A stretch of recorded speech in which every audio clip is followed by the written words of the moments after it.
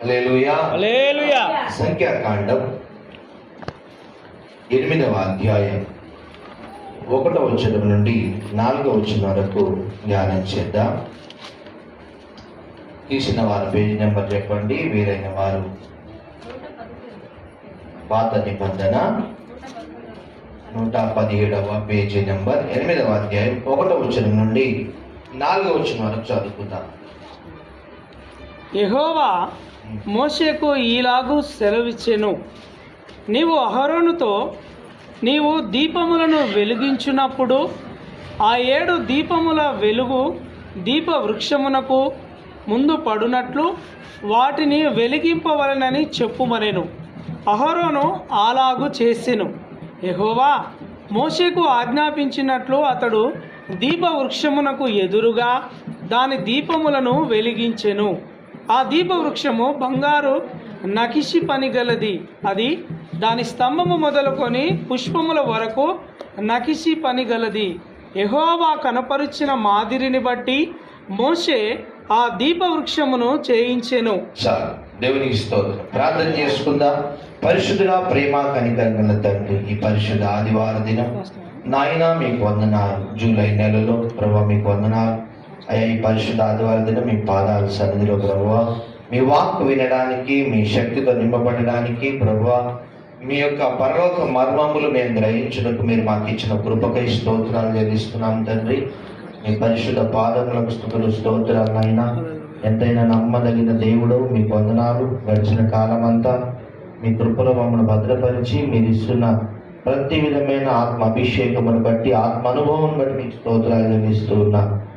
మీ కృప మాకు తోడై ఉంచి ఈ సమయంలో వాక్యము గ్రహించే కృప మాకును దయచేసి దీవించమని యేసుక్రీస్తు నామమున ప్రార్థిస్తున్నాం తండ్రి. ఆమేన్. ఆమేన్. ఆమేన్. హల్లెలూయా. హల్లెలూయా. ప్రియరా, దేవుడు తనను ఆరాధించే విషయంలో కొన్ని పద్ధతులను ఆ కాలంలో చెప్పినాడు. హల్లెలూయా. హల్లెలూయా. ఇక్కడ మనము 8వ అధ్యాయంలో చూస్తున్నాము. సంఖ్యాకాండం 8వ అధ్యాయము 1వ వచనం చూసుకుందాం. యెహోవా మోషేకు ఇలాగు సెలవిచ్చాడు, నీవు అహరోనుతో నీవు దీపములను వెలిగించినప్పుడు ఆ 7 దీపముల వెలుగు దీప వృక్షమునకు ముందు పడునట్లు వాటిని వెలిగించుము. వాస్తవానికి లోకములో ఉన్నప్పుడు మనం కూడా ఒక దేవుని పటం, ఆ దేవుని పటం ముందు దీపం అనేది మనము వెలిగించేవారు. ఎంతమంది వెలిగించారు ఇంతకుముందు? భయపడకుండా చెప్పండి. నేను కూడా వెలిగించినాం కదా దీపము. అమ్మగారు వెలిగించలేదా దీపము? దీపం వెలిగించి అందులో ఒత్తి పెట్టి ఏం చేస్తాము? ఆ పటం, దేవుని పటం ముందు అది ఉండేటట్టుగా వెలిగించి ఒక అర్ధగంట గంట తర్వాత కూడా మళ్ళీ దాన్ని మనం చెక్ చేస్తాం. అప్పటికి కాలిపోయినా కొంచెం ముందుకు జరపాలని మనం చెక్ చేస్తాం. అది ఎప్పటి క్రమం అనేది మనకు తెలియదు. కానీ ఇజ్రాయేలు ప్రజలకు దేవుడు ఆయన ఎలా ఆరాధించాలనే విషయంలో చక్కగా చెబుతూ 7 దీపముల గురించి మాట్లాడుతూ ఉన్నాడు. మొట్టమొదటిగా నిర్గమకాండం 25వ అధ్యాయము 37వ వచనంలో మోషేకు ఇలాగన తయారు చేయమని చెప్తాడు. దీప స్తంభము, దీపాలు. 7 దీపాలు అని అందరు 7 దీపాలు. 7 దీపాలు. 7 దీపాలు. మనమేమో 1, 2, 3 ముట్టించినాం ఇంతకుముందు. మన దేవుడు మనకు నచ్చిన దేవత, ఈమెనే దేవుడు, ఈమెనే దేవత అనుకొని మనం కూడా ఏం చేసినాం? వాటి ముందు ముట్టించినాం. కానీ ఎక్కడ ముట్టించబడ్డాయి అనేది మనకు తెలియదు ఇంతకు ముందు వరకు. చరిత్ర ఆధారాల ప్రకారం చూస్తే పరిశుద్ధ గ్రంథంలో 7. ఇంకా మీకు గుర్తు చేస్తున్నాను, భక్ష్యములు చేసుకునే క్రమం కూడా పరిశుద్ధ గ్రంథంలో ఉంది. ఇజ్రాయేల్ ప్రజలు పస్కా పండుగ చేసుకునేటప్పుడు సంతోషంగా భక్ష్యములు విజయదశమి నాడు, ఆ విజయ కాదు కానీ దశమి నాడు మీరు ఈ పండుగ ఆచరించండి అని దేవుడు ఇజ్రాయేల్ ప్రజలు చెప్పినాడు. భక్ష్యాలు చేసుకునే పద్ధతి కూడా పరిశుద్ధ గ్రంథంలో ఉంటది. పిండి వంటలు చేసుకునేది కూడా పరిశుద్ధ గ్రంథంలో ఉంటది. మరి ముఖ్యంగా ఈ దీపారాధన చేసేటువంటి క్రమం కూడా మన దేవుని గ్రంథములోనే ఉన్నది. ఎందుకు ఈ దీపముకు మరి దీపమును ముట్టించమని దేవుడు ఎందుకు అంటున్నాడు? దీనికి అర్థం ఏమిటో మనం తెలుసుకోబోతున్నాం. ఎంతమంది శ్రద్ధగా తెలుసుకోవాలనుకుంటున్నారు? శ్రద్ధగా చూద్దాం. ఇప్పుడు నిర్గమకాండం 25వ అధ్యాయం 30వ వచనం చదవండి. నీవు దానికి 7 దీపములను చేయవలెను, దాని ఎదుట వెలిగించున్నట్లు దాని దీపములను వెలిగింపవలెను. దాని కత్తెర చిప్పయు మేలిమి బంగారుతో చేయవలెను. ఆ ఉపకరణములన్నీ 40 వీసెల మేలిమి బంగారుతో చేయవలెను. కొండ మీద నీకు కనుపరచబడిన వాటి రూపము చొప్పున గమనించండి. వాటిని చేయుటకు జాగ్రత్త పడుము. స్తోత్రం. హల్లెలూయా. హల్లెలూయా. దేవుడు మోషేతో ఏమంటున్నాడంటే, మోషే నేను నీకు కొండ మీద చూపించాను కదా ఇలా చేయాలి ఏకాండముగా, అంటే ఒకే అతుకు లేకుండా ఒకే ఆ కాండములోంచి వచ్చినట్టుగా 7 దీపాలు చేయాలి. వాటిని నకిసీ పనిగా, అంటే అతుకేస్తుంటారు. చాలా మంది బంగారం చేసేటప్పుడు ఏదైనా అతుకేసినప్పుడు అది కొన్ని రోజులకు అతుకు ఊడిపోతుంది. అది అట్లే కరగదీసే, అట్లే ఒక తీగ తీస్తేనే మరి గట్టిగా ఉంటుంది, అవునా కాదా?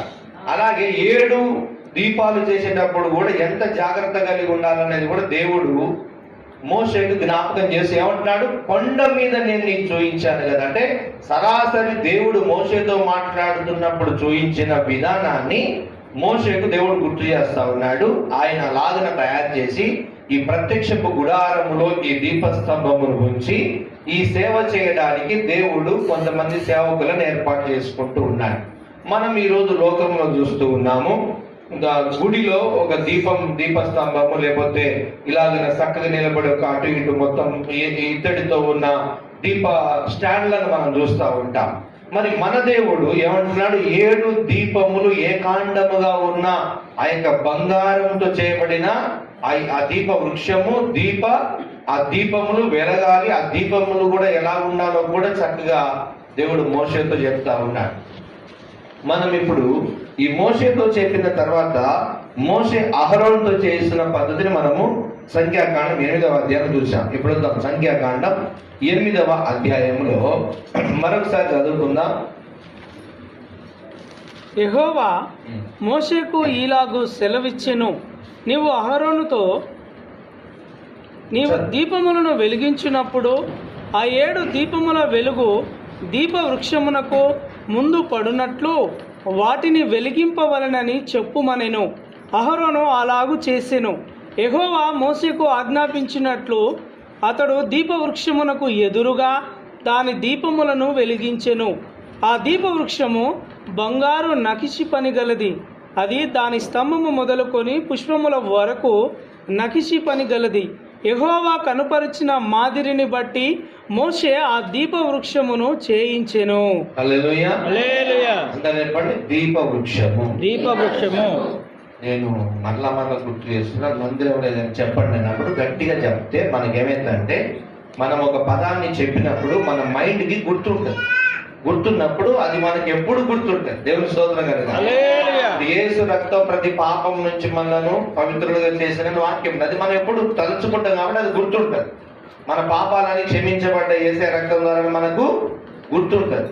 మన నోటితో చెప్పినప్పుడు ఏదైనా మనకు గుర్తుంటుంది అంటే మన మెదడుకు గుర్తుంటుంది. కనుక గట్టిగా చెప్పాలి, దీపవృక్షము. దీపవృక్షము. దీపములు. దీపములు. 7 దీపములు. 7 దీపములు. హల్లెలూయా. హల్లెలూయా. ఇంకా మనం జ్ఞాపకం చేస్తే సామెతల గ్రంథంలో ఉంటది, నరుని ఆత్మ యెహోవా పెట్టిన దీపము అని ఉంటుంది. దీపము దేనికి గుర్తు అంటే ఆత్మకు దీపమునకు ఆత్మకు రెండిటికి సూచన మనం చూపిస్తా ఉంటాడు దేవుడు. మనలో కూడా దీపం ఉంది తెలుసా? మనలో కూడా దీపం ఏంటిదంటే దేవుడు ఉంచిన ఆత్మనే మనకు దీపం. అందుకే ఎవరు మన యేసన్న గారు పాడుతూ ఉంటారు పాట, ఏం పాడతారు గుర్తున్నా?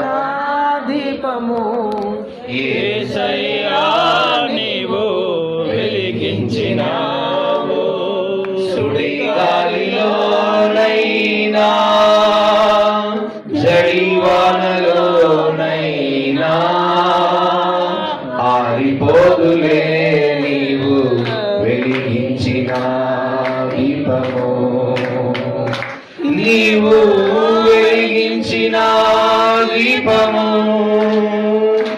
నీవు వెలిగించిన దీపము. హల్లెలూయా. హల్లెలూయా. నరుని ఆత్మ యెహోవా పెట్టిన దీపము. నాతో పాడనండి, నరుని ఆత్మ నరుని ఆత్మ యెహోవా పెట్టిన యెహోవా పెట్టిన దీపము. దీపము. ఇంకా యోహాను గురించి కూడా వ్రాయబడి ఉంటుంది. అతను మండుచున్న దీపమై ఉన్నాడు అని యోహాను గురించి వ్రాయబడి ఉంటుంది.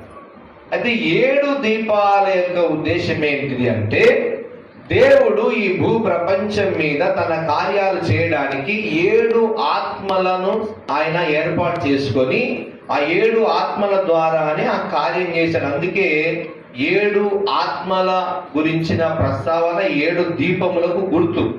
చూడండి, మనము ఇప్పుడు నిర్గమకాండంలో చూసాం కదా, దేవుడు ఏమంటున్నాడు మోషేతో, 7 దీపము చెయ్యాలి, అవి ఏ కాండము ఉండాలి. ఏమంటున్నాడు? దీప స్తంభమునకు ఇలాగ ఉండాలి అని జ్ఞాపకం చేస్తా ఉన్నాడు. మనకు తెలుసా, నిజంగా మనము లోకంలో ఉన్నప్పుడు దీపాలు ముట్టించడం మనకు తెలియదు, కానీ ఏదో దేవుని ముందు దీపం ముట్టియాలి అంతే తెలుసు మనకు, అంతే కదా.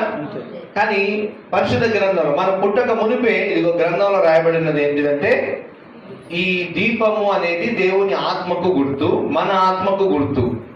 మన ఆత్మలో ఉన్న దీపం ఆరిపోకుండడానికి ఆ దీపము సూచన. మరలా ఇంకా దేవుని యొక్క 7 ఆత్మలకు గుర్తే ఈ దీపాల గుర్తు. దేవుని స్తోత్రం కనుక. హల్లెలూయా. నిజంగా మన దసరా పండుగ వచ్చినప్పుడు భక్ష్యాలు చేస్తారు కదా, దసరా అప్పుడైనా ఉగాది అప్పుడు, ఉగాది దసరా అప్పుడు పస్కా పండుగ ఎప్పుడైతే వస్తుందో అప్పుడు దసరా పండుగ కనబడుతుంది. తర్వాత సాతానుడిగా మనల్ని విడిచిపెట్టాడని వాళ్ళు పిండి వంటలు చేసుకుంటా ఉంటారు. ఆ సమయం కొద్ది కాలమే, దసరా తర్వాత దీపావళి వస్తుంది. ఆ కాలం సూచన ప్రకారం చూస్తే ఇజ్రాయేల్ ప్రజలు పిండి వంటలు చేసుకునే కాలం. అంటే ఇక శత్రువు మనలను ఇక ముట్టడు, దేవుడు మనకు కాపుదలు ఇచ్చేసాడని వాళ్ళు సంతోషంగా పండుగ చేసుకుంటా ఉంటారు. ఆ సూచన నేను చూశాను, చాలా సంవత్సరాలు గమనించాను. దసరా పండుగ అప్పుడు పస్కా పండుగ కనబడుతుంది. తర్వాత మనం గ్రంథంలో కూడా అనేక పండుగలు ఉన్నాయి. ఇజ్రాయెల్ ప్రజలు దేవుడు చేయమన్న పండుగలు అనేక ఉన్నాయి. పులియని రొట్టెల పండుగ, పస్కా పండుగ, ఇలా చాలా పండుగలు ఉన్నాయి. ఆ పండుగలన్నీ గుర్తు చేసుకుంటూ ఉంటే ఈ పిండి వంటలు చేసే టయానికి ఏమైందంటే, ఇది దీపావళి, దీపము అన్ని దీపాలు ముట్టిస్తూ ఉంటారు. ఎందుకంటే మరి మా గ్రంథంలో కూడా దీపాలు ఉన్నాయి కదా. నేను దేవుణ్ణి అడిగినప్పుడు, మా దీపాలు వెలిగింపబడ్డాయి కానీ ఇజ్రాయెల్ ప్రజలు ఆనందించిన సమయమే ఈ లోకములో దీపావళి చేసే పండగకి మన ఇజ్రాయెల్ ప్రజలు, అంటే సంవత్సర కాలం అయితే అదే కదా. ఎవరికైనా 300 రోజులే కదా, ముస్లింకైనా, క్రిస్టియన్కైనా, హిందువుకైనా, సిక్కులకైనా, ఎవరికైనా 365 రోజులు ఒక కాలం. అంటే జనవరి నుంచి డిసెంబర్ ఎట్లానో మనకి అందరికీ, ఇప్పుడు ఈ ఆగస్ట్ అందరికీ ఆగస్టే కదా. ఇప్పుడు జూలై నెల హిందువులకే జూలై నెలనా, ముస్లింలకు జూలై నెలనా, సిక్కులకు జూలై నెలనా? కాదు, ఎవరికి జూలై నెల? అందరికీ. కాల చక్రం అనేది అందరికీ. ఆ ఇజ్రాయెల్ ప్రజల కాలంలో చేసినటువంటి పండుగలు గుర్తు చేసుకుంటే నాకు చాలా సంతోషం అనిపించింది. తర్వాత అదేంటి, ఉగాది అప్పుడు భక్ష్యాలు చేసుకుంటారు, పిండి వంటలు చేసుకుంటారు, బరులు. దసరా అంటే ఏం చేస్తారు? ఇజ్రాయెల్ ప్రజలు ఏమంటారు, దేవుడు మీ ఇంటికి ఒక గొర్రె పొడేలు లేకపోతే మేక పొడేలుని దహన బలిగా అర్పించండి, లేకపోతే బలి చేసి దాన్ని విందు చేసుకోండి అంటాడు. మరి లోకంలో ఉన్న పండుగలు అట్లాగా చేసుకుంటారు, అంతేనా కాదు? అవి మనం దేవుడు ఇజ్రాయెల్ ప్రజలు నేర్పిన కట్టడలే లోకంలో ఉన్న ప్రజలు ఎన్నో రోజుల నుంచి వాటిని ఆచారంగా చేస్తా ఉన్నారు. అయితే వాళ్ళకి మనకి తేడా ఏంటంటే, మనము ఆత్మలో బలపడుచు దేవుని యొక్క కృపలో బలపడుతుంటాము. వాళ్ళకి ఏంటంటే దేవుని గురించిన జ్ఞానం లేకుండా ఆచార ప్రకారం చేస్తూ ఉంటారు. ఇది సత్యం. దేవుని స్తోత్రం కనుక. ఇదేంటిది? ఇది సత్యం. సత్యం ఏమిటంటే వాళ్ళు ఆచార ప్రకారం చేస్తుంటారు, మనము దీన్ని ఆత్మ సంబంధముగా ఆచరిస్తూ ఉంటాం. అందుకే నేను ముందే చెప్పాను కదా, ఎంతమంది దీపాలు ముట్టించారన్న. మళ్ళీ చేయొద్దండి. అప్పుడు మనం ఏం చేసాం? తెలియకనే ఆచారం చేసాం. ఏదో పెద్ద మనుషులు చేస్తున్నారు కాబట్టి మనం కూడా తెలియకనే ఇప్పుడు చేయడం లేదు. ఇప్పుడు ఏం చేస్తున్నాం? మనం మన ఆత్మ దీపాన్ని మనము దేవుని దగ్గర వెలిగించుకుంటున్నాం. చప్పట్లు కొట్టి ప్రభువుని హల్లెలూయా. అప్పుడు మనకు తెలియదు, ఏదో గుడ్డి ఆచారం. ఇప్పుడు మనం ఆత్మలో శక్తి పొందుకొని మన ఆత్మ దీపాన్ని దేవుని దగ్గర వెలిగించుకుంటాం. ఆరిపోకుండా దేవుని కాపుదలలో మనం భద్రం చేసుకుంటున్నాము. మరి ముఖ్యంగా దేవుని 7 ఆత్మల గురించి మనం ధ్యానించబోతున్నాం. ప్రియులారా, ప్రకటన గ్రంథం 1వ అధ్యాయం 13వ వచనములో ఇది ఎందుకు మరి నిర్గమకాండంలో చెప్పిన దేవుడు ప్రకటనలో కూడా చెప్పినాడు ఈ మాట. అది ఆశ్చర్యం. ఇన్ని గ్రంథాలు, ఇంత చరిత్ర, ఇంత కాలమైన తర్వాత కూడా దేవుడు ఈ 7 దీపముల గురించి మాట్లాడుతూ ఉన్నాడు. ఈ నిర్గమకాండంలో మరి ఇజ్రాయేలు ప్రజలు ఐగుప్తు దేశం నుంచి బయటకు వచ్చిన తర్వాత దేవుని ఎలా ఆరాధించాలనే విషయంలో దేవుడు మోషేకి చెప్తున్నాడు. ఈ మోషేకి చెప్పిన కాలానికి ఇప్పుడు మనం చదువుతున్న ప్రకటన కాలానికి కొన్ని వేల సంవత్సరాల గ్యాప్ ఉంది, వేల సంవత్సరాల చరిత్ర ఉంది. ఇప్పుడు ఈ ప్రకటన గ్రంథంలో అంటే యోహాను, పాత్మాసు ద్వీపంలో ఉన్న యోహానుకు దేవుడు ప్రత్యక్షమై దర్శనం ఇచ్చి ఆయనతో మాట్లాడుతున్నప్పుడు ఆయనతో చెబుతున్న మాట మనం చూస్తున్నాం. 1వ అధ్యాయం 13వ వచనం. తిరుగగా 7 సువర్ణ దీప స్తంభములను, ఆ దీప స్తంభముల మధ్యను మనుష్య కుమారుని పోలిన యొక్కనిని చూచి తిని, ఆయన తన పాదముల మట్టునకు దిగుచున్న వస్త్రము ధరించుకొని రొమ్మునకు బంగారు దట్టి కట్టుకొని ఉండెను. ఆయన తలయు తల వెంట్రుకలను తెల్లని ఉన్నిని పోలినవై హిమమంత ధవళముగా ఉండెను. ఆయన నేత్రములు అగ్ని జ్వాల వలె ఉండెను. ఆయన పాదములు కొలిమిలో పుటము వేయబడి మెరయిచున్న అపరంజితో సమానమై ఉండెను. ఆయన కంఠస్వరము విస్తార జల ప్రవాహముల ధ్వని వలె ఉండెను. మనకు ప్రాముఖ్యముగా ఎన్నో వచనం అంటే 11వ వచనం. మరొకసారి చూద్దాం. 12వ వచనం చదవండి. ఇది వినగా నాతో మాటలాడుచున్న స్వరమేమిటో అని చూడ తిరిగి తిని తిరుగగా, చూడండి, యోహాను అనేటువంటి వ్యక్తి శిష్యుడు. ఈ యోహాను పాత్మాసు ద్వీపంలో పడవేయబడున్నాడు. ద్వీపం అంటే ప్రియులారా, ఇప్పుడు మామూలుగా మనము సాగర్లో మధ్యలో ఒక స్థలం ఉంటది, దాన్ని సాగర్లో ఏదో కొండ అంటారు. దాన్ని వైజాగ్ కాలనీ మధ్యలో కూడా అంటే నీళ్ళ చుట్టూ ఒక కొండ ఉంటది, దాన్ని ఐలాండ్ అలాంటి నాగార్జున కొండ అంటే చుట్టూ నీరు ఉంటది, మధ్యలో ఒక కొండ గుట్ట ఉంటది, అక్కడ చూడడానికి వెళ్తారు జనాలు. ఈ శిష్యుడైన యోహానుని పాత్మాసు ద్వీపం అనే ద్వీపంలో బంధించేశారు. ఎక్కడికి బయటికి వచ్చే వీలు లేకుండా ఆయన్ని ఆ చెరసాలలో ఉంచినప్పుడు అక్కడ అనేక శ్రమలు పడిన ఈ యోహానుకు దేవుడు ప్రత్యక్షమై దర్శనంలో ఆయనకు సరాసరి ఆయన యొక్క ప్రత్యక్షతను తెలియపరచుకుంటున్న సమయం ఇది. అందుకే చూడండి 12వ వచనము, మరి ముఖ్యంగా 1వ వచనం చూద్దాం. 1వ వచనం. యేసుక్రీస్తు తన దాసులకు కనపరుచుటకు దేవుడు ఆయనకు అనుగ్రహించిన ప్రత్యక్షత ఈ సంగతులు త్వరలో సంభవింపనై ఉన్నవి. ఆయన తన దూత ద్వారా వర్తమానము పంపి తన దాసుడైన యోహానుకు వాటిని సూచించెను. అతడు దేవుని వాక్యమును గూర్చియు యేసుక్రీస్తు సాక్ష్యమును గూర్చియు తాను చూచినంత మట్టుకు సాక్ష్యమిచ్చెను. సమయము సమీపించినది గనుక ఈ ప్రవచన వాక్యములను చదువువాడును వాటిని విని ఇందులో వ్రాయబడిన సంగతులను గైకొను వారును ధన్యులు. గట్టి చప్పట్లు కొట్టండి. ఆ కాలములోనే దూత వచ్చి యోహానుతో చెప్తున్నాడు, ఈ సమయము సమీపించింది. ఈ గ్రంథంలో వ్రాయబడిన మాటలు చదువువాడు ధన్యుడే. ఇంకా ఎవరు ధన్యులంట? వినివాడు ధన్యుడే. చదువువాడు ధన్యుడే, వినివాడు ధన్యుడే. ఈరోజు ఆ గైకొనువాడు ధన్యుడు. లోకములో వారు దేవుని గ్రంథాన్ని చదవడం లేదు, దేవుని మాటలు వినడం లేదు, దేవుని మాటలు గైకొనడం లేదు. వాళ్ళకంటే మనమే ధన్యులం. దేవుని స్తోత్రం. వాళ్ళకంటే మనమే ధన్యులం. దేవుడు మనల్ని ఏర్పరచుకున్నాడు. పిల్లరా, యేసు ప్రభుని నమ్ముకొని దేవుడు పిలుస్తాడు.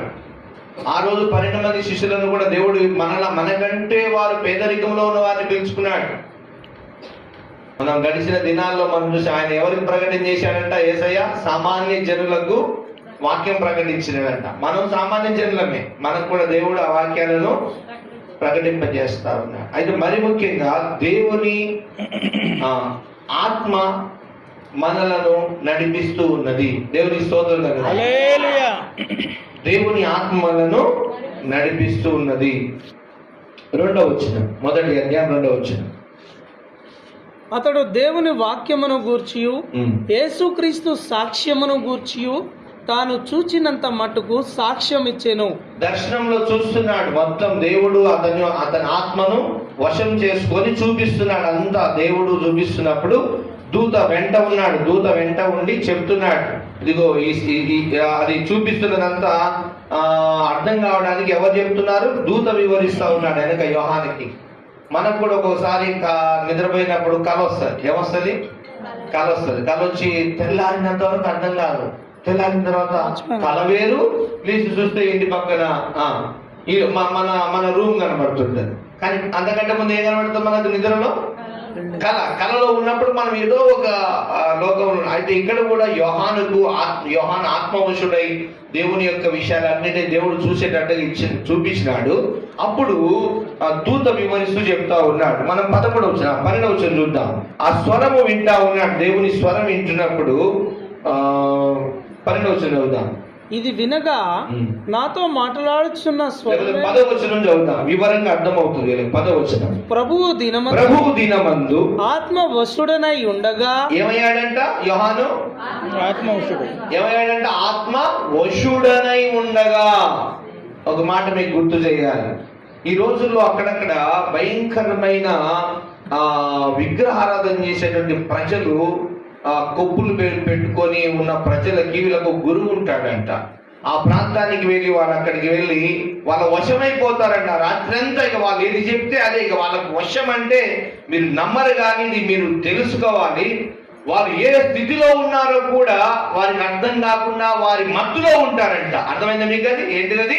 మత్తులో వశమైపోతారంట.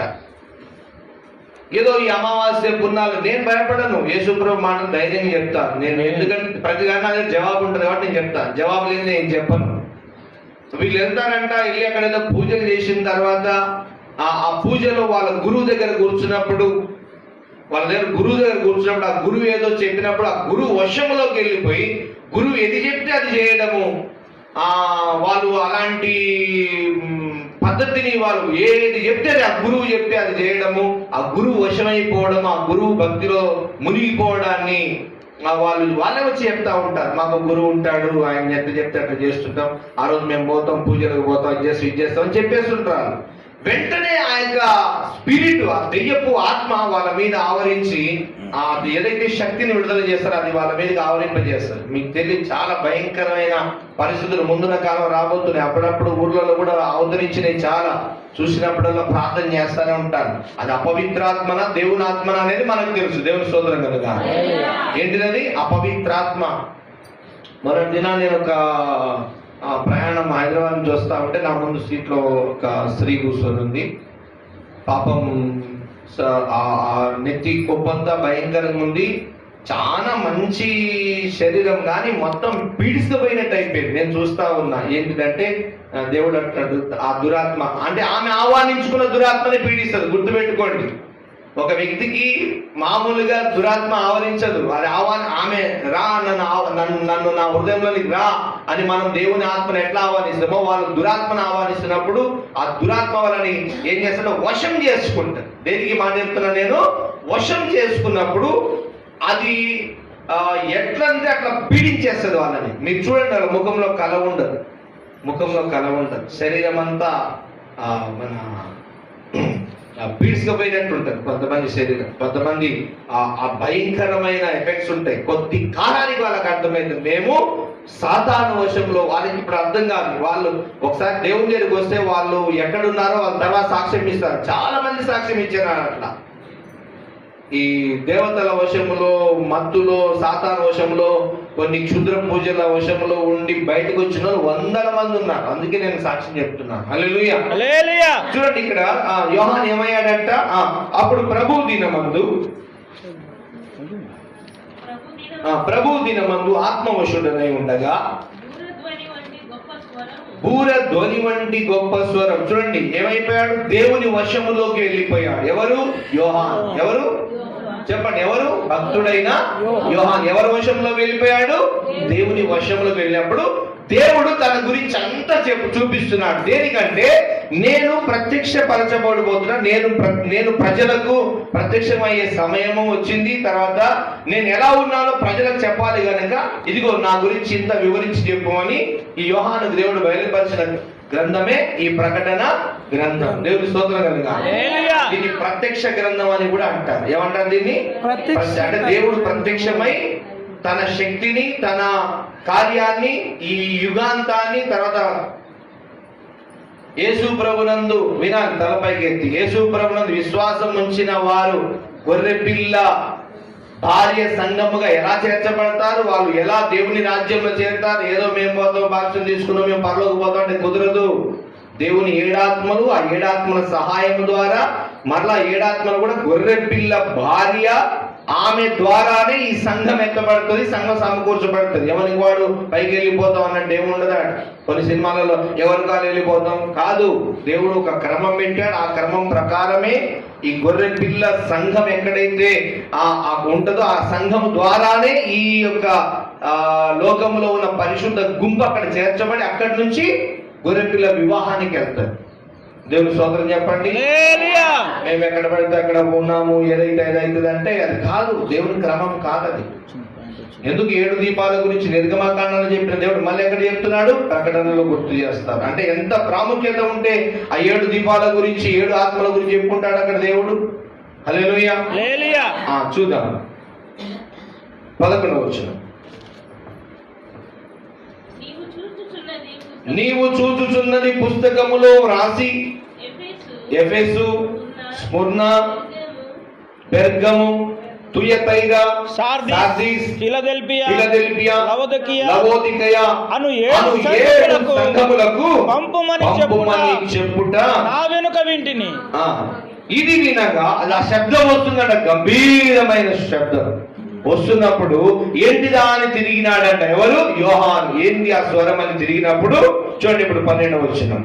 తిరుగగా 7 సువర్ణ దీప స్తంభములను, ఆ దీప స్తంభముల మధ్యను మనుష్య కుమారుని పోలిన ఒకనిని చూచితిని. హల్లెలూయా. యేసుక్రీస్తు ప్రభువు ఎక్కడున్నాడు? 7 దీప స్తంభముల మధ్య సంచరించుచున్నట్టుగా యోహాను చూస్తా ఉన్నాడు. ఈ 7 దీపాల గురించి ఎక్కడ చూసాము మనము? మొట్టమొదటి ఎక్కడ చూసాము? చప్పట్లు కొట్టాడు. అందులో కరెక్ట్ చెప్పింది. నిర్గమకాండంలో చూసాము. హల్లెలూయా. ఎక్కడ చూసాము? దేవుడు ఏం చేయమంటున్నాడు అక్కడ? అది సైన్, అది గుర్తు. నేను 7 దీపముల మధ్య సంచరించుచున్న దేవుడనై ఉన్నానని ఇప్పుడు యోహానుకు చూపించిన కాలానికి, అప్పుడు మోషేకి చెప్పిన కాలానికి వేల సంవత్సరాల చరిత్ర ఉంది. ఈ రోజుల్లో అంతకంటే ముందున్న వాళ్ళ పాస్టర్ల గురించి చెప్పుకోవడం, వాళ్ళ మినిస్ట్రీల గురించి చెప్పుకోవడం, ఆయన ఇచ్చిన సలహాల గురించి చెప్పుకోవడం, కొన్ని పేర్లుగా కొన్ని మినిస్ట్రీలు అలా తయారైపోయాయి. ఏ షాట్ చూసినా మా పాస్టర్ గారు, మా మినిస్ట్రీ, మా మందిరం, అసలు మందిరం పరలోకంలో ఉంది. దేవుని స్తోత్రం. ఆ దాని గురించి బయలుపరుస్తున్నాడు దేవుడు యోహానికి. దీని గురించి ధ్యానించి, దీని గురించి తెలుసుకోవడానికే మనం బతుకు సరిపోదు. పద్దాగల మినిస్ట్రీలు, సొసైటీలు, ఆ భాష అసలు ఫోన్ తీసి ఏం చేస్తున్నారో అర్థమైతలేదు. ఏ చిన్న చిన్న విషయం, ఒకరి మీద ఒకరు కౌంటర్, ఏందో ఒకరి మీద ఒకరు ఏదో, మళ్ళీ అందులో కొన్ని కామెడీలు. ఎంత దారుణంగా తయారైపోయింది. మన జీవితం సరిపోదు. ఏం చెప్పండి, మన వయసు కూడా సరిపోదు, మన కాలం సరిపోదు, మనకి ఇచ్చిన సంవత్సరాలు సరిపోవు దేవుడి గురించి ధ్యానించడం. ఇప్పటికే సగం నాశనమైంది, సగం కాలం కూడా వ్యర్థమైపోయింది. ఉన్న కాలంలో కూడా మనం జాగ్రత్తలు కలిగి లేకుండా మనం ఇక అభిమానంగా మారిపోతే చాలా ప్రమాదం అయిపోతుంది. దేవుని వాక్యం ధ్యానం చేద్దాం ఒకసారి. హల్లెలూయా. 11వ వచనం మళ్ళీ చూద్దాం. 11వ వచనం. ప్రభు దినమందు ఆత్మ వశుడనై ఉండగా బూరధ్వని వంటి గొప్ప స్వరము నీవు చూచుచున్నది పుస్తకములో వ్రాసి. చూడండి, చూచుచున్నది యోహాను వేల సంవత్సరాల క్రితం చూసింది పుస్తకంలో వ్రాయబడింది. అందరు బైబిల్ చేతులు పట్టుకుని పైకెత్తండి. ఇదిగో ఈ ప్రకటన గ్రంథంలో వ్రాయబడిన మాటలు. హల్లెలూయా. యోహాను చూసినదంతా ప్రకటన గ్రంథంలో వ్రాయించి పెట్టినాడు దేవుడు. హల్లెలూయా. ఎవరు మాట్లాడారు? ఎవరితో చెప్పుకుంటున్నాడు? దేవుడు యోహానుతో చెప్పుకుంటున్నాడు. రాసి పెట్టు. ఈ విషయాలు ఇప్పుడు ఇవి ధ్యానించాలా, మనం మినిస్ట్రీల గురించి ధ్యానించాలా? ఇవి ధ్యానించాలి. వాక్యములు ధ్యానించు. హల్లెలూయా. హల్లెలూయా. సమయం చాలా వ్యర్థమైపోతుంది మనకి. చూద్దాం. లార్డ్. నీవు చూచుచున్నది పుస్తకములో వ్రాసి ఎఫెసు, స్ముర్న, పెర్గము, తుయతైరా, సార్దీసు, ఫిలదెల్ఫియా, లవొదికీయ అను 7 సంఘములకు పంపుమని చెప్పుట నా వెనుక వింటిని. 7 సంఘములకు. తర్వాత ఇది వినగా నాతో మాటలాడుచున్న స్వరమేమిటో అని చూడ తిరిగి తిని. అసలు స్వరమేమిటో అని యోహాను ఇలా చూడడానికి వెను తిరిగానే ఏం కనబడిందండి యోహానికి? చూడండి ఏం కనబడిందండి. ఇప్పుడు తిరుగగా 7 సువర్ణ దీపస్తంభములు. 7 సువర్ణ అంటే బంగారముతో చేయబడిన, మోషేకు దేవుడు ఏదైతే కొండ మీద చూయించినాడో అదే చేసి వారు ప్రత్యక్ష గుడారములో దాన్ని ఆచరించినారో అదే 7 దీపములు కలిగిన ఆ సువర్ణ దీప స్తంభము. ఆ దీప స్తంభముల మధ్యను మనుష్య కుమారుని పోలిన ఒకరిని చూచితిని. ఎవరు మన దేవుడు? 7 దీపముల మధ్య సంచరించువాడు. దేవుని స్తోత్రం. 7 ఆత్మలు గలవాడు. భూమి మీద పని చేయడానికి నీలాంటి నాలాంటి అపహాస్యం చేసే వ్యక్తులను, అల్ప సంతోషంతో ఉన్న వ్యక్తులను ఏర్పాటు చేసుకోడు. ప్రమాదం. ఆ కాలంలో కూడా దేవుడు ఒక మాట చెప్పాలని చూసినప్పుడు దేవుని ఆత్మ వారి మీదకి వచ్చి వాళ్ళతో అక్కడ ఏదైతే ప్రవచనంలో చెప్పించేసి మళ్ళీ ఆత్మ వెళ్ళిపోయేది పాత నిబంధన కాలం ప్రకారం. అంటే దేవుని ఆత్మ మన మధ్యలో కూడా నివసిస్తాడు, కానీ అంత ఆశామాసి కాదు. దానికి చాలా ప్రతిష్టత అవసరం, చాలా పవిత్రత, చాలా పరిశుద్ధత అవసరం. దేవుని ఆత్మ నాకు వచ్చేసిందని గంతులేస్తాం, ఇంటికి పోతే ఇంటి ముందర అవుతుంది ఈ ఆంధ్రములతో గొడవ పెట్టుకొని నానా బుద్ధులు మాట్లాడేస్తాం. దేవుని ఆత్మ ఎట్లా వస్తుంది? మనం అనుకోవచ్చుగా దేవుని ఆత్మ అంత తొందరగా మన మీదకి. ఈ 7 ఆత్మలు కలిగిన 7 దీపముల మధ్య సంచరించిన యేసయ్య ఎవరిని ఎన్నుకున్నాడు తెలుసా? తన భార్యగా గొర్రెపిల్ల సంఘాన్ని ఆయన ఏర్పరచుకున్నాడు. గొర్రెపిల్ల భార్య సంఘం. ఆ సంఘము ద్వారానే ఈ పెళ్లి సమూహం వెళ్తుంది తప్ప ఇప్పుడు ఒక పెళ్లికి వెళ్ళాలంటే పెళ్లి కూతురు తరపైన పెళ్లి కుమారుడు తరపైన ఉండాలి. అవునా కాదా? ఇద్దరు తరపుగానే ఎవడన్నా పోతే ఎట్లా పోతున్నాడు? భయపడకుండా పోతాడు. కొన్నిసార్లు మనం కూడా ఎక్కడ పెళ్లిళ్ళు అవుతున్నప్పుడు, మీరు ఓట్లే ఆడవాళ్ళు కానీ మేము అప్పుడప్పుడు బయటకు వెళ్ళినప్పుడు ఎవరితో పెళ్లి అవుతున్నప్పుడు ఒట్టి చూడడానికన్నా పోయి భోజనం తినేస్తే బాగుంటారు. పోతుంటే ఎవడన్నా అడుగుతాడేమో మీరు అమ్మాయి వాళ్ళ అబ్బాయి వాళ్ళ అన్నప్పుడు భయం అవుతుందని చెప్పేసి చిన్నగా జాగ్రత్తగా పోయి ఇంటికి వస్తుంటాం. మళ్ళీ అక్కడ వేసరికి ఎవరో ఒకరు మన ఫ్రెండ్స్ ఎవరో ఉంటారు. దేవుని స్తోత్రం. అట్లా అయితే పెళ్లి ఇంటి వారైనా కావాలి, గొర్రెపిల్ల వారైనా కావాలి, గొర్రెపిల్ల భార్య తరపున వారైనా కావాలి. హల్లెలూయా. ఇప్పుడు గొర్రెపిల్ల భార్య ఏం చేస్తుందంట? తను తాను సిద్ధపరచుకుంటుందంట. ఇప్పుడు సంఘం ఎత్తపడాలి. ఎక్కడి నుంచి ఎత్తపడుతుంది? ఎవరి కాడ వెళ్ళిపోతామా? మల్లెపల్లి వచ్చేయండి, అక్కడ వచ్చేయండి, ఇక్కడ వెళ్ళిపోతామా? ఇక్కడ క్రైస్తవ సమాజమే మోసపోయింది. హల్లెలూయా. చూద్దాం మనం ప్రకటన 19వ అధ్యాయం చూద్దాం. ప్రకటన 19వ అధ్యాయం. నిజమా? ఉందా ఈ మాట? ఎక్కడ వెళ్తుంది? ఎవరిని ఇష్టపడతాడు? ఇప్పుడు గొర్రెపిల్ల, దేవుని గొర్రెపిల్ల అయిన యేసయ్య పెళ్లి చేసుకుంటాడు. ఎవరిని పెళ్లి చేసుకుంటాడు? తన భార్యని పెళ్లి చేసుకుంటాడు. తనకు భార్యగా చేయబడిన సంఘాన్ని పెళ్లి చేసుకుంటాడు. 19వ అధ్యాయం 6 చదవండి ఒకసారి. అప్పుడు గొప్ప జన సమూహపు శబ్దమును, విస్తారమైన జలముల శబ్దమును, బలమైన ఉరుముల శబ్దమును, పోలిన యొక్క స్వరము, సర్వాధికారియు ప్రభువునగు మన దేవుడు ఏలుచున్నాడు. ఆయనను స్తుతించుడి. గొర్రెపిల్ల వివాహోత్సవ సమయము వచ్చినది. చూడండి ఏంటిది వచ్చింది? గొర్రెపిల్ల వివాహోత్సవం అంటే యేసు క్రీస్తుని దేవుని గొర్రెపిల్లగా పోల్చడం జరిగింది. హల్లెలూయా. యేసు క్రీస్తు భార్య ఎవరంటే గొర్రెపిల్ల భార్యగా ఎంచబడింది. హల్లెలూయా. గొర్రెపిల్ల భార్య ఎవరు? సంఘం. ఎవరు గొర్రెపిల్ల భార్య? సంఘం. ఒక రూట్ ఉందా లేదా? అప్పుడు విస్తారణ, అప్పుడు పెళ్లి విందు, వివాహోత్సవ సమయం వచ్చింది. ఏమంటున్నాడు ఇక్కడ? వివాహోత్సవ గొర్రెపిల్ల చదవండి. గొర్రెపిల్ల వివాహోత్సవ సమయము వచ్చినది. గొర్రెపిల్ల వివాహోత్సవ సమయం వచ్చినది. ఆయన భార్య వినాలి తలల పైకెత్తి, ఆయన భార్య తన్ను తాను సిద్ధపరచుకొని ఉన్నది. తన్ను తాను సిద్ధపరచుకున్నది. ఇప్పుడు పెళ్లి జరగబోతుంది అన్నాడు దేవుడు. పెళ్లి విందు జరగబోతుంది అన్నాడు. ఇప్పుడు గొర్రెపిల్ల భార్య సంఘము భూమి మీద అలంకరించుకుంటుంటే, ఈ గొర్రెపిల్ల భార్య గుంపులో నుంచే కదా మనం పైకి వెళ్తాం. గొర్రెపిల్ల భార్య ద్వారానే మనం ఆ వివాహానికి వెళ్తాం. చాలా మోసపోయింది లోకం.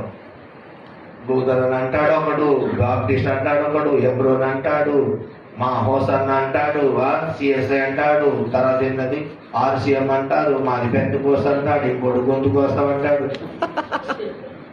మా సంఘాలు అవి సంఘం కాదు నాయన, గొర్రె పిల్ల భార్యదే సంఘం. దేవుని స్తోత్రం కనుక. నిజమైన ఎత్తబడే సంఘం ఎవరంటే గొర్రె పిల్ల భార్య సంఘం భూమి మీద. దేవుని స్తోత్రం కనుక. ఈ సంఘముతో అంటు కట్టబడి ఈ సంఘముగా మనము గుంపుగూడి సమూహముగా ఉండి ఈ అవగాహన కలిగి ఉంటేనే ఎత్తబడతాం. హల్లెలూయా. చదువుదాం. ఆయన భార్య తన్ను తాను సిద్ధపరచుకొని ఉన్నది గనుక మనము సంతోషపడి ఉత్సహించి ఆయన మహిమ పరచదమని చెప్పగా వింటిమి. దేవునికి స్తోత్రం కలుగుగాక. హల్లెలూయా. మరి ముఖ్యంగా గొర్రె పిల్ల భార్య సంఘముగా ఉన్నవారే గొర్రె పిల్ల వివాహోత్సవంలోకి వెళ్తారు. ఇది క్లియర్. దేవుని స్తోత్రం కలుగుగాక. ఎంత జ్ఞానవంతులైనా చివరికి ఏమైపోతారు? ఈ గొర్రె పిల్ల భార్య సంఘంలో చేర్చబడకపోతే వాళ్ళు విడవపడతారు. ఏమైతారు? విడవపడతారు. మన తెలివితేటలు, మన బుద్ధి, మన జ్ఞానం దేవుని చిత్తంలోనే అది కలపబడదు. దేవుని చిత్తమే, మన బుద్ధి మనదే. అందుకే దేవుని వాక్యం రాయబడింది, మీ తలంపులు నా తలంపులు మీ తలంపుల వంటివి కావబడ్డాడు దేవుడు. నా ఆలోచనలు వేరు, నా పద్ధతులు వేరు అంటాడు. చెప్పండి, ఇప్పుడు ఈ సంఘం ఎంత పడుతుంది? గొర్రె పిల్ల భార్యగా సమూహముగానే దేవుని గొర్రె పిల్ల యేసేతో వివాహం జరుగుతుంది. ఇప్పుడు కనెక్షన్ ఇదే కదా. లాస్ట్ మనకి చూద్దాం. జకర్యా గ్రంథంలో ప్రకటన గ్రంథం 1వ అధ్యాయము ఎన్నో చూసాము. ఎంతసేపు ఎన్నో చూసాము? 13 వచ్చిన చదువు సారి 13 వచ్చిన. 7 సువర్ణ దీపస్తంభములను, ఆ దీపస్తంభముల మధ్యను మనుష్య కుమారుని పోలిన ఒకరిని చూచితిని. 20 వచ్చిన.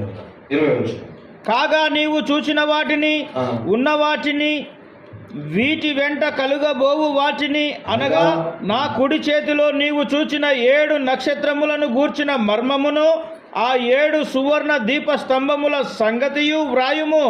ఆ 7 నక్షత్రములు 7 సంఘములకు దూతలు, ఆ 7 దీపస్తంభములు 7 సంఘములు. దేవునికి స్తోత్రం. ఈరోజు మనం కొంచెం ఇలా మనము ఫస్ట్ లైన్ చూస్తున్నాం. మరి ముఖ్యంగా అసలు దీపస్తంభం ఎందుకు దేవుడు గుర్తు చేసినంటే, 7 ఆత్మల ద్వారా భూమి మీద దేవుడు కార్యం చేసుకొని తన పరిపూర్ణ వధువుని సిద్ధపరుస్తాడు. దేవుని స్తోత్రం.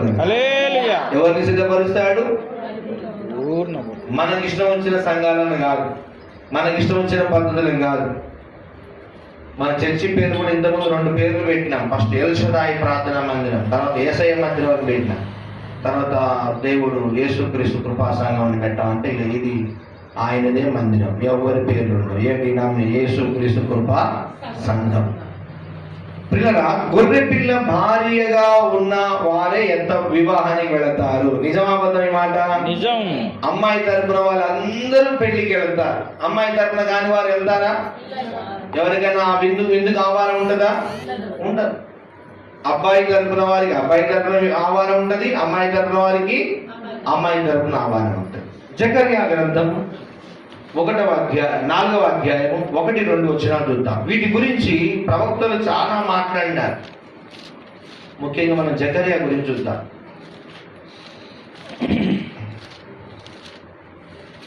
4వ అధ్యాయము 1-2 వచనాలు. తిరిగి వచ్చి నిద్రపోయి ఒకని లేపినట్లు నన్ను లేపి ఉమ్. నీకు ఏమి కనబడుతున్నదని అడగగా నేను నేను సువర్ణమైన సువర్ణమయమైన దీపస్తంభమును దాని మీద ఒక ప్రమిదయును దీపస్తంభమునకు 7 దీపములను దీపమునకు 7 గొట్టములను కనబడుచున్నవి. దేవుని స్తోత్రం కలుగుగా. హల్లెలూయా. హల్లెలూయా. హల్లెలూయా. ప్రియులారా, ఈ జకర్యా ప్రవక్త కూడా చాలా అభిషేకం కలిగిన ప్రవక్త. ఈ ప్రవక్తకు కూడా ప్రభు బయలుపరిచిన మాట ఏమిటంటే, సువర్ణమయమైన దీపస్తంభమును దాని మీద ఒక ప్రమిదయు దీపస్తంభమునకు 7 దీపములను దీపములకు 7 గొట్టములను కనబడుచున్నవి. హల్లెలూయా. హల్లెలూయా. 7 దీపాల ప్రస్తావన అంటే దేవుడు 7 ఆత్మల మధ్య సంచరించేవాడు. 7 ఆత్మల ద్వారానే ఆయన ఎవరిని సిద్ధపరచడానికి కార్యం చేస్తాడు? భూమి మీద వధువును సిద్ధపరుస్తాడు. ఎవరామె? గొర్రెపిల్ల భార్య. ఎవరామె? ఆ గొర్రెపిల్ల భార్య సంఘముగా చేర్చబడితేనే, గొర్రెపిల్ల భార్య సంఘములో మనము ఉంటేనే, గొర్రెపిల్ల సంఘం భార్య సంఘములో మనము అంటుకట్టబడి ఉంటేనే పెళ్లి విందు పెడతాం. ఎక్కడ పెడతాం? పెళ్లి విందు పెడతాం. సామాన్య జనులతోనే మాట్లాడుకున్నాడు దేవుడు ఆ రోజుల్లో కూడా. ఈరోజు నన్ను ఒక ప్రశ్న దేవుడు మిమ్మల్ని అడగమన్నాడు. నిజంగా ఇంత లోతైన విషయాలు మనం ధ్యానిస్తున్నాం కదా, దేవుని ఆత్మ సహాయం లేకపోతే ఇవి ధ్యానించగలమా? చెప్పాలి. ధ్యానించగలమా? ఎందుకంటే బయట వాతావరణం అంతా చికాకుగా ఉంది. ఒకడు డబ్బుల గొడవ, ఒకడు పొలం గొడవ, ఒకడు కోటి రూపాయలు అంట మన ఏరియాలో 50 కోట్లు మనకు జరిగింది. 50 కోట్లు ఒకడు ముంచి చనిపోయినాడు. అదో గొడవ. మన టీ తాగడానికి నిన్ననే టీ తాగడానికి హోటల్ కాడ అయితే వాళ్ళిద్దరు మాట్లాడుకుంటున్నాడు. ఏమైనా నా లక్ష్యం ఏమైనా ఇస్తా అని వాడంటున్నాడు. 50 లక్షలు 40 లక్షలు ఇచ్చిరాకొంది బయట అంతా. కానీ ఇంత భయంకరమైన పరిస్థితిలో దేవుడు మనతో తన వాక్యం ద్వారా మాట్లాడుకుంటున్నాడా లేడా? అంటే ఇది ఏ కార్యం? ఇది దేవుని ఆత్మ కార్యం. ఏ కార్యం ఇది? దేవుని ఆత్మ. దీనిని నిర్లక్ష్య పెట్టొద్దు. మీ ఇష్టం, మీరు ఇష్టం వచ్చినట్టు అనుకుంటే నేను హెచ్చరించడం నా బాధ్యత. కానీ మీరు ఎలా అనుకున్నా నాకు సంబంధం లేదు. దేవుని యొక్క కార్యాలను మనం ఏం చేయకూడదు? నిర్లక్ష్య పెట్టకూడదు. ఏమని తెలుసుకున్నాం మనం ఈరోజు? దేవుడు మోషేతో 7 దీపములతో ఏకాండముగా ఉన్న ఒక దీపస్తంభాన్ని చేయమన్నాడు. అది చివరికి ఎందుకలా చేయమన్నాడు అని మనం చూస్తే, సాయి ఒక బకెట్ నీళ్ళు ఇస్తారు. అప్పుడు వాటర్ క్యాన్ ఒకసారి ఈ ఇక్కడైనా రాఘవేంద్ర వెనకనే ఉంటారు, లేదా రంగిగా పక్కనే ఉంటుంది చూడు. అయితే ఈ 7 దీపాల గురించి మనము ఈరోజు ధ్యానం చేశాం. స్టార్టింగ్ ఇలా స్టార్ట్ చేశాము. 7 ఆత్మల కార్యం కూడా మనం చూడబోతున్నాం త్వరలో. ఈ 7 ఆత్మలు ఎందుకు ఇవ్వబడ్డాయంటే వధువు సిద్ధపడడానికి. దేనికి? పెళ్లి కుమార్తెను సిద్ధపరచడానికే దేవుడు 7 ఆత్మలు భూమి మీద పంపబడ్డాయి. 4వ అధ్యాయం 5వ వచనం చూడండి ఒకసారి. ప్రకటన గ్రంథం 4వ అధ్యాయం 5వ వచనం. దేవుని 7 ఆత్మలను ఉందా అని చూడాలి, మనం గమనించాలి, పరిశీలన చేయాలి. ఆ సింహాసనములో నుండి మెరుపులను, ధ్వనులను, ఉరుములను బయలుదేరుచున్నవి. మరియు ఆ సింహాసనము ఎదుట 7 దీపములు ప్రజ్వలించుచున్నవి. అవి దేవుని 7 ఆత్మలు. అందరూ చెప్పండి, అవి దేవుని 7 ఆత్మలు. అవి దేవుని 7 ఆత్మలు. చెప్పండి, అవి దేవుని 7 ఆత్మలు. క్లియర్ అయిపోయిందా? ఎందుకు మోషేతో అక్కడ జయించినాడంటే 7 ఆత్మల చేత ఆయన 7 ఆత్మల ద్వారానే, ఆ దేవుని 7 ఆత్మల ద్వారా ఏం సిద్ధపడుతుంది? భూమి మీద గొర్రెపిల్ల భార్య సంఘం సిద్ధపడుతుంది. యోహాను బయలుపరిచినాడు, లాస్ట్ బయలుపరిచేసినాడు. ఇవెవరు? 7 ఆత్మలు ఏంటిదంటే, నేను సంఘాన్ని సిద్ధపరచడానికి 7 ఆత్మల ద్వారా పరిపూర్ణత. 7 ఆత్మలు ఎప్పుడు పనిచేస్తుంటాయి? మీరు అనుకున్నారు దావీదు స్తుతించే ఆత్మ ఉంది, దేవుని స్తోత్రం కనుక 7 ఆత్మల చరిత్ర కూడా వచ్చేవారు మనకు తెలియపరచబడతారు. జాగ్రత్తగా వాక్య ధ్యానంలో ఉండండి. తర్వాత ప్రశాంతంగా ఉంటున్నారా? ప్రశాంతంగా ఉంటున్నారా? కోపము, ఆవేశము, ఆందోళనతో ఉంటున్నారా?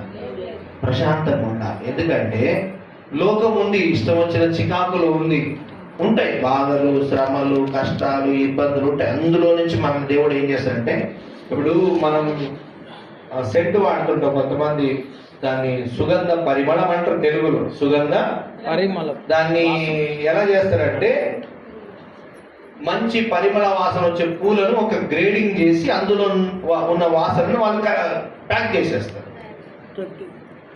పువ్వును నలిపితేనే వాసన వస్తుంది, పరిమళం. పువ్వు నలపబడితే వాసన రాదు. మనం కూడా కష్టాలలో, శ్రమలలో, శోధనలో మనం నలపబడుతుంటాం దేవునితో. ఏమైతుంటాం? మనం నలగబట్టబడుతుంటాం. దేనికి? మనం దేవుని రూపాంతరం, దేవునిలోనికి మనం రూపంలోని మారాలి. మరి ముఖ్యంగా అసలు ఏంటిదంటే అంటే లాస్ట్ విషయాలు చెప్పకుండా చాలా మంది మధ్యలో మనం దేవుని ఎత్తబడాలి, అది కూడా అడ్రస్ లేకుండా మాట్లాడుతుంటారు, ఆధారం లేకుండా. మనం ఎక్కడ సిద్ధపడాలి? గొర్రె పిల్ల భార్య సంఘములో సిద్ధపడడానికి మనం దేవుడు సిద్ధపరుస్తూ ఉంటాడు. దేవుని స్తోత్రం. ఎంతమంది ఇప్పటి నుంచి దేవా నువ్వు 7 ఆత్మలు కలిగిన వాడు, నాతో మాట్లాడమని మీరు కూడా ప్రభుని అడగాలి. దేవుని స్తోత్రం. అడగాలి నువ్వు దేవుని, అయ్యా నువ్వు 7 ఆత్మలు గల దేవుడు అంట. ఫస్ట్ మనం గుర్తు చేసుకున్నాం కదా, మనకు తెలియదు దీపారాధన ఎందుకు చేస్తున్నారో తెలియదు జనాలు. మనం కూడా చేసినాం కాబట్టి మనం దాన్ని క్లియర్. అంతకుముందే తెలవక చేసినాం. ఇప్పుడు ఏముంది? సామెతలు కదా చూడండి ఒకసారి. నరుని ఆత్మ యెహోవా పెట్టిన దీపం, 20వ అధ్యాయం అనుకుంటా. సామెతలు 20వ అధ్యాయంలో ఉంటది. నరుని ఆత్మ యెహోవా పెట్టిన దీపం. తర్వాత చాలా ఉన్నాయి. ఆయన మండుచున్న దీపమై ఉన్నాడని యోహాను గురించి రాయబడింది. సామెతలు నరుని ఆత్మ యెహోవా పెట్టిన దీపం.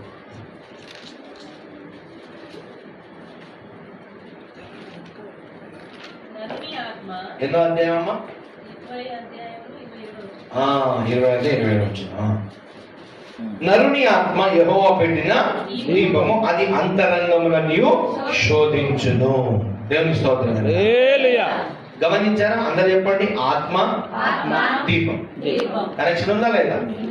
అక్కడ 7 ఆత్మలు 7 దీపాలు సూచాయి. ఇక్కడ నరుని ఆత్మ దీపంతో పోల్చిన దేవుని స్తోత్రం కనుక చాలా జాగ్రత్తగా మనం భక్తిలో ఎదగాలి. వచ్చి మందిరంలో అల్లరిగా కాదు, చాలా ఆనందంగా, చాలా ఉత్సాహంగా మనం వాక్యం ఏం చేయాలి? మెదడులోంచి హృదయంలో దాచిపెట్టుకోవాలి. ఈరోజు ఏం తెలియపరచబడింది మనకి? దేవుడు 7 ఆత్మలు గలవాడు. ఆ 7 ఆత్మల గురించి దేవుడు ముందుగానే మోషేతో చెప్పినాడు. ఇదిగో దీపాలు ఇలా పెట్టండి. సూచన ఏంటి? ఆ దీపాలకు సూచన ఏంటిది? నేను 7 ఆత్మలు గలవాడనని దేవుడు మోషేతో చెప్పుకున్నాడు. హల్లెలూయా.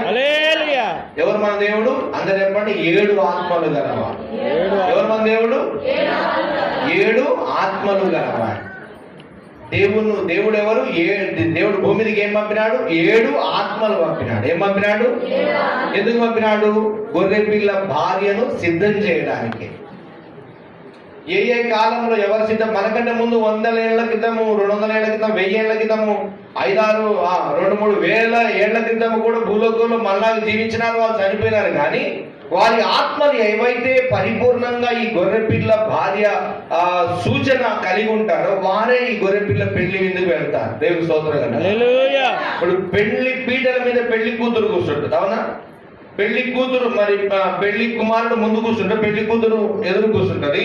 విందుకు వస్తారు, చాలా మంది వస్తారు. విందుకు నిలబడిన వారు చాలా మంది. కానీ పెళ్లి కుమార్తె స్థానం వేరు, పెళ్లి గుంపులో కలిగి తిరగడం వేరు ఉంటది. భూలోకం చాలా మంది విశ్వాసాలకు ఎందులో